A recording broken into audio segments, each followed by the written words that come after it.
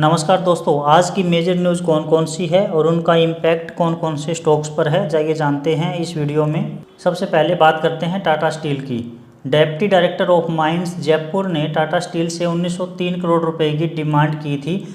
उसके खिलाफ Orissa high court में टाटा स्टील ने एक पेटिशन दायर की है कि इसको रद्द किया जाए।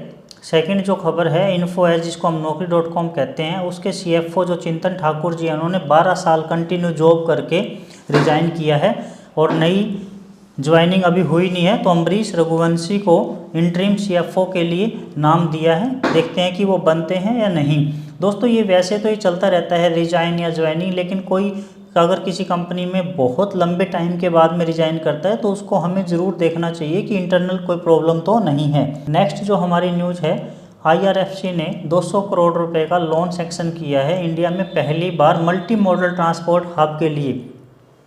IRFC के लिए 200, 400, 500 करोड़ रुपए का लोन कोई बड़ी बात नहीं है, लेकिन ये न्यूज़ इसलिए है क्योंकि उन्होंने ये किस डेवलपमेंट के लिए दिया है, सूरत का मल्टी मॉडल ट्रांसपोर्ट हब, उसकी ग्रोथ के लिए ये लोन सेक्शन किया है और ये अपने आप में पहली बार इस टाइप का लोन उन्होंने प्रोवाइड किया है। नेक्स्ट जो न्यूज़ है, IDFC फर्स्ट बैंक को लेके उन्होंने 2623 करोड़ रुपए के प्रेफरेंशियल शेयर अलॉट किए हैं। ये इम्पोर्टेंट इसलिए है दोस्तों क्योंकि उन्होंने 43.72 करोड़ शेयर अलॉट किए हैं 60 के भाव पर। अगर हमें मौका मिल जाता है कि 60 के आसपास IDFC बैंक का रेट आ जाए तो हम उनको लॉन्ग टर्म के लिए अपने पोर्टफोलियो में रख सकते हैं। ये बहुत अच्छी बाइंग होगी। नेक्स्ट जो हमारी न्यूज़ है, कोल इंडिया को लेकर उन्होंने MOU साइन किया है कोंकण रेलवे के साथ रेल इंफ्रास्ट्रक्चर डेवलपमेंट के लिए। जैसे ही कोई नए ऑर्डर्स, नए MOU साइन होते हैं, ये उस कंपनी के लिए बेटर न्यूज़ होती है दोस्तों। नेक्स्ट जो न्यूज़ है ये TCS को लेके है। TCS में बहुत सारे एम्प्लॉई ऐसे हैं जो बहुत लंबे टाइम तक TCS का ही पार्ट बने रहते हैं। वो दूसरी जॉब में ना तो स्विच करते हैं, ना ही उनका कभी मन होता है। इसके पीछे क्या रीज़न है, आज उन्होंने एक रिपोर्ट जारी की है कि हमारे जो एम्प्लॉई होते हैं उनको ओवरसीज पोस्टिंग अपॉर्चुनिटी, मतलब दूसरे देशों में भी हम पोस्ट देते रहते हैं, वहाँ भी भेजते रहते हैं। दूसरे देशों में दशकों तक, डिकेड तक काम करते रहते हैं एम्प्लॉई। वहाँ पे जॉब सिक्योरिटी भी है, फाइनेंशियल स्टेबिलिटी भी है, गुड वर्क लाइफ बैलेंस भी है। इसका मतलब वो अपनी पर्सनल लाइफ को और प्रोफेशनल लाइफ को अच्छे से बैलेंस कर सकते हैं। बेस्ट रिलेशनशिप्स रहती है इस कंपनी में मैनेजर्स और कुलीग्स के साथ, इसलिए वो कहते हैं कि लेस स्ट्रेस रहता है TCS में। ये नॉर्मल न्यूज़ है, लेकिन TCS के लिए बेनिफिशियल है। अगर किसी कंपनी में बार बार एम्प्लॉय चेंज नहीं होते हैं तो शेयर होल्डर का और इन्वेस्टर का भरोसा बहुत ज़्यादा बढ़ जाता है, तो हमें भी TCS पर नज़र रखनी चाहिए। नेक्स्ट जो न्यूज़ है, एवेन्यू सुपरमार्ट को लेके है। उन्होंने ब्लॉक डील की है 48.78 करोड़ रुपए की। 1,05,737 शेयर उन्होंने ब्लॉक डील के थ्रू 4612 रुपये 90 पैसे पर शेयर के हिसाब से ब्लॉक डील हुई है। जोमेटो ने 63.44 करोड़ रुपए की ब्लॉक डील की है। 20,09,860 शेयर्स हैं 315 के भाव पर। और ICICI बैंक में ब्लॉक डील हुई है 57.50 करोड़ की।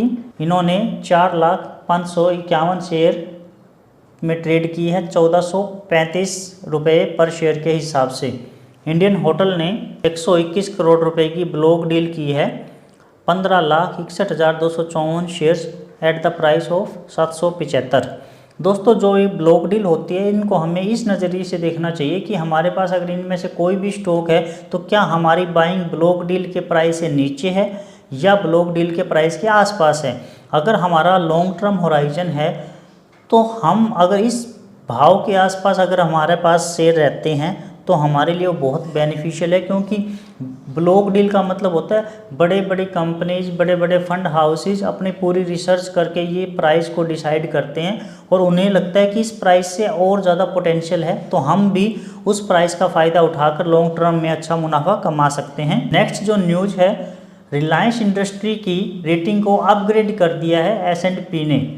दोस्तों, जब कोई किसी कंपनी में बहुत अच्छा चल रहा होता है, प्राइस भी अच्छा चल रहा है, नए नए इनोवेशन आइडियाज़ भी उनके चल रहे हैं, जैसे अभी रिलायंस ने जियो का अपना रेट बढ़ा दिया है, तो वो इसका मतलब है कि उनकी अर्निंग भी ज़्यादा होगी। तो ऐसे में अगर उनकी रेटिंग बढ़ जाती है तो वो उस कंपनी के लिए बहुत पॉजिटिव रहता है। नेक्स्ट जो न्यूज़ है, आईओसी एंड एयर इंडिया ने एक पार्टनरशिप फॉर्म की है एविएशन फ्यूल सप्लाई की सस्टेनेबिलिटी को लेकर। दोस्तों किसी भी रीजन को लेकर अगर फ्यूल सप्लाई डिस्टर्ब होती है तो बिजनेस पे इफेक्ट पड़ता है, इसलिए उन्होंने पहले ही आईओसी और एयर इंडिया ने पार्टनरशिप घोषित की है कि कभी भी ऐसी प्रॉब्लम ना आए। नेक्स्ट जो न्यूज़ है, ऑयल इंडिया का जो प्रॉफिट है वो 45% कम हो गया है Q1 में, क्योंकि क्रूड ऑयल के प्राइस नीचे ही रहे हैं, ऊपर नहीं रही। होता क्या दोस्तों, शेयर मार्केट में किसी का प्रॉफिट किसी का लॉस ऐसा चलता रहता है, आपने भी सुना है। अब कभी अगर क्रूड ऑयल प्राइस नीचे आता है तो ऑयल इंडिया के लिए ये ख़राब हो गया। अगर क्रूड ऑयल प्राइस बहुत ज़्यादा बढ़ जाता है तो इनका प्रॉफिट तो बढ़ जाएगा, लेकिन इंडियन इकोनॉमी के ऊपर इसका इफेक्ट पड़ेगा। तो दोस्तों ये साइकिल चलता रहता है, किसी का लॉस किसी का प्रॉफिट। चाइना ने जो फर्टिलाइज़र एक्सपोर्ट पहले एक बार रिस्ट्रिक्ट कर दिया था कि हम बाहर नहीं भेजेंगे, अब उन्होंने ओपन कर दिया है कि वो रिस्ट्रिक्शन उन्होंने नहीं लगाई है कि हम इंडिया में भी अपने फर्टिलाइज़र्स भेजेंगे। दोस्तों ये इंडियन फर्टिलाइज़र्स कंपनी के लिए नेगेटिव न्यूज़ है, क्योंकि इससे उनका कंपटीशन बढ़ जाएगा। नेक्स्ट जो न्यूज़ है, टाटा मोटर ने साउथ अफ्रीकन पैसेंजर व्हीकल में दोबारा से एंट्री की है 6 साल के लंबे गैप के बाद। 6 साल पहले वहाँ पे पैसेंजर व्हीकल की मार्केटिंग करते थे टाटा मोटर, लेकिन बीच में बंद कर दी थी, अब दोबारा से वो रिज्यूम करने जा रही है।